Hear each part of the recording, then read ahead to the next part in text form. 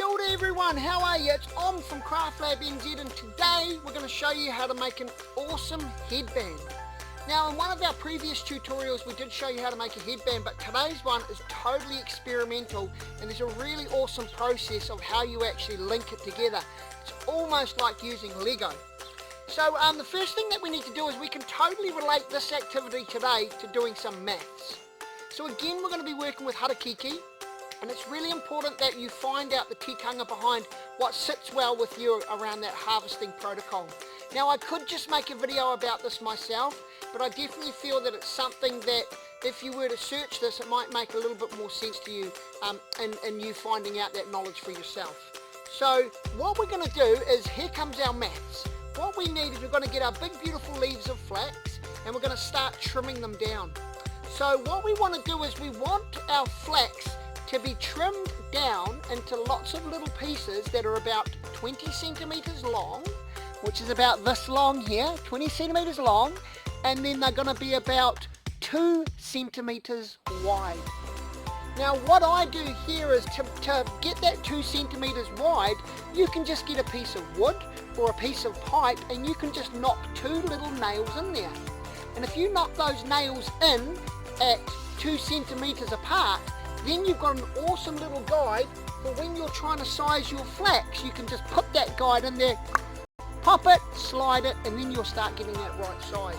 There's a lot of ways we can get that right size, but the first thing we're going to do is we're going to make lots of pieces of flax that are 20 centimeters long by about 2 centimeters wide. So let's get to work making about maybe 25 of them, and then we'll get back to seeing what's next. Alrighty, so the next step, once we've got a whole lot of these little pieces that we've made, and we can actually make this with paper if you want to make it with paper first, but once we've got all these little pieces of flax that are sized up, all we're going to do is we're just going to start folding them. Now they will spring apart, so all we're going to be doing right now is we're going to be marking them up for when we start to build this. So I'm going to get one of these pieces and I'm going to fold it in half, and I'm going to squish it like so and give it a bit of a crease there. And then when I open that up, you should notice that now I've got a little line in the middle. So I'm going to bring each of these sides into that middle as well. So I'll fold this one in and give it a squish, like so. This one here is going to get folded in, I'm going to give it a squish, and then I'm going to close it like a giant book. So I've got all these little pieces that kind of look like a little letter V. Now, as I put it on the floor, it's going to spring apart, but that's okay. It just means that we've got those marks in. So we're going to do that to all of these pieces. Give them that fold in the middle. I'll show you one more time. Fold in the middle. Now we've got that little mark. This side's going to come into the middle. This side's going to come into the middle. Squish each end and then close it up. Great job. Really cool pattern to put it all together. So we're going to pull all our little pieces back together like so. So we'll only put 2 together at a time. And all I'm going to do is I've got my little V here, and if you see through here, you can actually see through that little gap. So all I'm going to do is this little piece here is going to slide through just like so. So if you have a little look there, this piece is going to get slid through like that, which means I'm going to have another little piece, one of my other little pieces here, and that's going to get slid through the top there, and it's going to come out through that side. Now if you're finding it hard to slide it through, you might just need to get your finger in there, give it a bit of a wiggle and try and open that little gap up a bit. So we'll see what happens.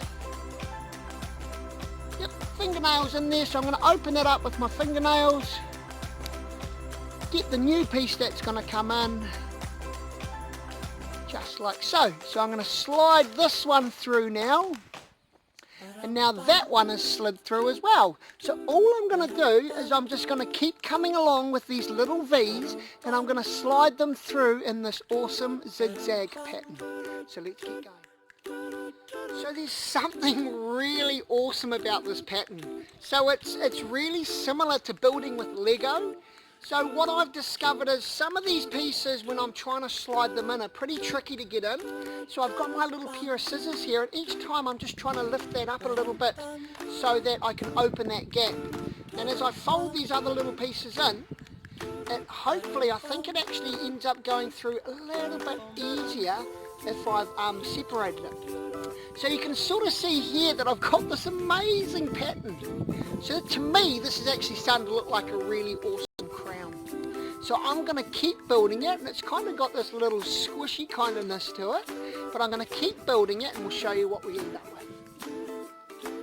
Alright, so I've run out of pieces. I've got about 24 pieces in here. So what I'm thinking is there's two ways that we could finish this. One way is we could actually get this and it fits together really well. So if I bring that around like so, that last little piece there will actually slide right up inside itself there to lock off that final pattern. So one way that we could actually lock it off is just by doing this. Now if we're going to do it that way there, where that little piece comes up, that final little locked off piece, I may need to get a little bit of flax and weave that down through those little gaps there, and then that means that they're not going to fall out. So I suppose we might need to get a little bit creative here on how we're choosing to finish that one off. So I've got that one like so. So I've slid one through there, and I'm going to get my same little piece here, and I'm going to bring it right back up through there. Again, if it's tricky for that to slide through, just using something like a little stick or a twig or a piece of scissors to separate that, so that other piece goes through like so. So you can now see that I've just thread a little piece of flax through there, and if I was to tie that off in a really simple little knot, that will actually hold it and now it won't come undone. So that is one way we can make a beautiful crown. If we're choosing to do it this way, which actually I really like, we're probably going to need more like 35 or even maybe 40 pieces to fit a little kiddie's head. So you can see here this is actually not quite big enough to go over my head, but that's one option for finishing. If we're limited on our pieces of how much we've got to use, then I'll show you another way. Another way that we can finish these off is if we just purely get the ends. Now I've done a little bit of a decorative finish here. If you remember back to some of our other little tutorial videos on how to make your very own muka rope, I've made some muka rope, so each end here has got a beautiful little bit of muka rope that's tied onto it. It doesn't even have to be muka rope, it can just be some scraps of flax, but now at this point I can just get it, do a nice little tie here, then all of a sudden I have made myself the coolest, very unique little nature crown. So we are going to show you how to make another crown that's more traditional crown, but I reckon this one here is an amazing way that we can start to incorporate some maths and some measurements into our flax weaving.